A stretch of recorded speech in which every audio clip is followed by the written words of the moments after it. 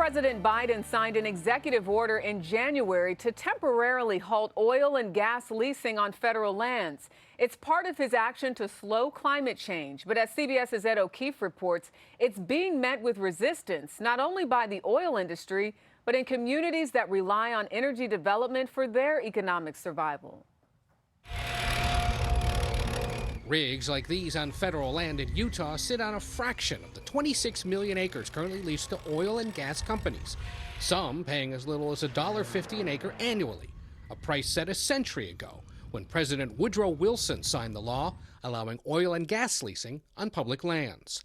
With few updates to the law since, President Biden is taking aim with an executive order signed in January that temporarily pauses any new leases. R&W Jones Trucking has benefited ever since the leasing began. We specialize in tearing down drilling rigs and moving them and putting them back up. The Vernal, Utah company was started by his grandfather. 50 to 60 families depend upon me to provide a living. And when the oil field is going, I'm able to provide a better than average living. Vernal, population 10,000, borders the leased lands. It affects eventually everyone, but it's your retail stores, it's your restaurants, it's your grocery stores, it's... Dave Everett, a waiter by day at Betty's Cafe, Thanks, John. is also a Vernal City councilman and heard plenty about Mr. Biden's executive order.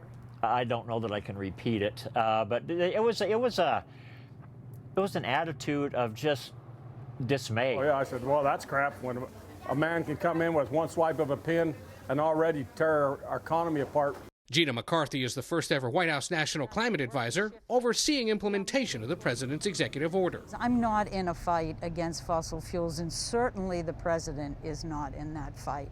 We are looking at grabbing the future for our workers and for our kids. But Utah's Republican Governor Spencer Cox and 16 other GOP governors oppose the Biden executive order.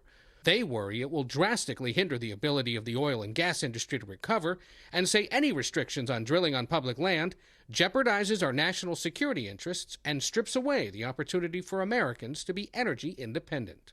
For now, expect little change. If there was drilling going on somewhere under an already existing permit, that drilling continues, yes. But in Vernal, more time may be what's needed.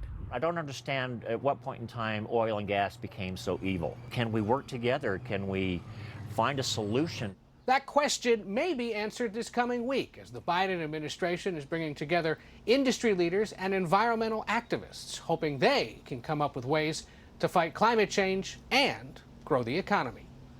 Ed O'Keefe, CBS News, the White House.